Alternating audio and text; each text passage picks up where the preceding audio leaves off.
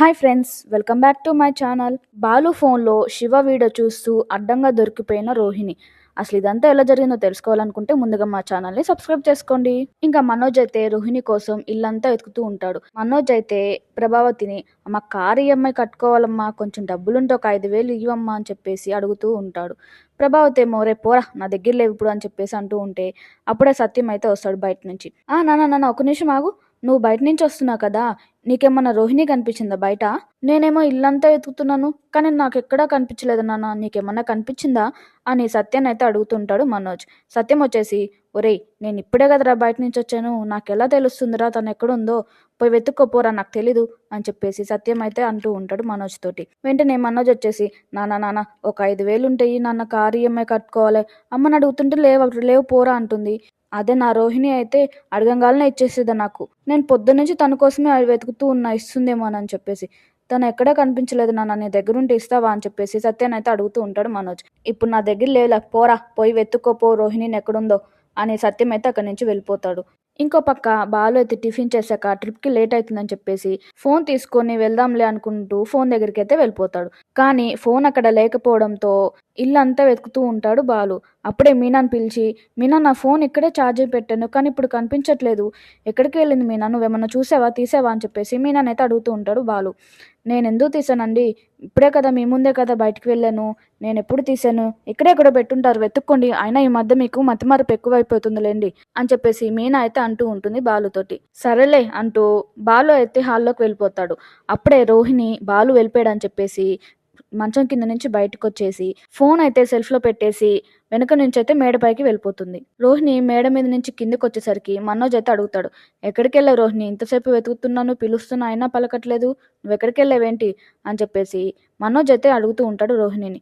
నేను మేడ మీదకి వెళ్ళాలండి, తలస్నానం చేశాను, కొంచెం జుట్టు ఆరుతుందిలే అని చెప్పేసి మేడ మీదకి వెళ్ళాను, ఇందులోనే ఎందుకు పిలుస్తున్నారు మీరు నన్ను అనుకుంటూ రోహిణి అయితే రూమ్లోకి వెళ్ళిపోతుంది. ఇంకో పక్క నీతు రవి ఇద్దరు కలిసి హోటల్ని మార్చడానికి అని చెప్పేసి కొన్ని సామాన్ల కోసం షోరూమ్కి అయితే వెళ్ళిపోతారు.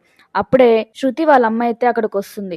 ఇదేంటి రవి ఇక్కడున్నారు, పైగా పక్కన అమ్మాయి కూడా ఉంది, తనెవరు అనుకుంటూ అయితే కొంచెం అనుమానంగానే అయితే చూస్తూ ఉంటుంది శృతి వాళ్ళ అమ్మగారు రవిని. నీతు రవి ఇద్దరు క్లోజ్గా మాట్లాడుకోవడంతో శృతి వాళ్ళ అమ్మాయి అయితే శృతికి కాల్ చేసి, శృతి నువ్వు ఎక్కడున్నావు, నేను ఇప్పుడే అక్కడికి వస్తున్నాను, నువ్వు అక్కడే ఉండు అని చెప్పేసి ఫోన్ అయితే పెట్టేస్తుంది శోభ. ఇంకా శోభ శృతి అయితే ఇద్దరు కలిసి ఒక హోటల్లో కూర్చొని మాట్లాడుకుంటూ ఉంటారు. ఏంటమ్మా ఎందుకు పిలిచావు నన్ను ఇప్పుడు అని శృతి అడిగేసరికి, ఏంటా ఇక్కడ నువ్వేమో డబ్బింగ్ చెప్పుకుంటూ బ్రతుకుతున్నావు, అక్కడ నీ మొగుడు వేరే అమ్మాయితో తిరుగుతూ ఉన్నాడు, అది తెలుసా నీకు అని శోభ అనేసరికి ఒక్కసారిగా శృతికి అయితే చాలా కోపం వస్తూ ఉంటుంది. అమ్మా ఏం మాట్లాడుతున్నావు నువ్వు, రవి చెఫ్, ఇప్పుడు ఆయన హోటల్ పని మీద చాలా బయట తిరుగుతూ ఉంటాడు, దానికే నువ్వు అలా మాట్లాడతావా అని చెప్పేసి శృతి అయితే అంటూ ఉంటుంది వాళ్ళ అమ్మతోటి.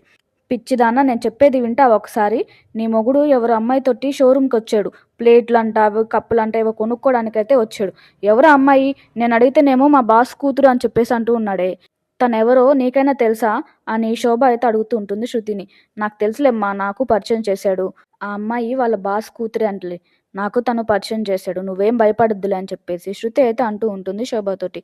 అది కాదు శృతి, నీ మొగుడు నిన్ను మోసం చేస్తున్నాడు, వాళ్ళు చాలా చనువుగా మాట్లాడుకుంటున్నారే, నా ముందే నేనే చూశాను వాళ్ళు ఎట్లా మాట్లాడుకుంటున్నారు, నువ్వు నేను చెప్పేది ఎందుకు వినవు అని చెప్పేసి శోభ అయితే అంటూ ఉంటుంది శృతితోటి.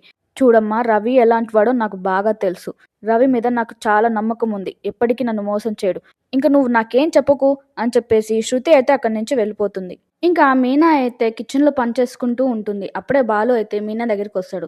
మీనా ఎందుకలా డల్గా ఉన్నావు, ఏమైంది అని బాలు అడిగేసరికి, ఏం లేదండి, ఈరోజు తెలిసిన వాళ్ళ ఇంటికి పూలు ఇద్దామని వెళ్ళాను, అక్కడ వాళ్ళ ఇంట్లో సత్యనారాయణ వ్రతం చేసుకుంటున్నారండి, ఎప్పటి నుంచో నేను అనుకుంటున్నాను మన ఇంట్లో చేసుకుందామని, దాని గురించి ఆలోచిస్తున్నా, మరి మీరేమంటారండి అని చెప్పేసి బాలు అని అయితే అడుగుతూ ఉంటుంది మీనా. సరే మీనా నీ ఇష్టం, నువ్వెలా అంటే అలానే, ముందైతే నాన్న అడుగుదాందా అని చెప్పేసి బాలు మీనా ఇద్దరు కలిసి సత్యం దగ్గరికి అయితే వెళ్తారు. ఈ వీడియో మీకు నచ్చినట్లయితే మా ఛానల్ని సబ్స్క్రైబ్ చేసుకోండి.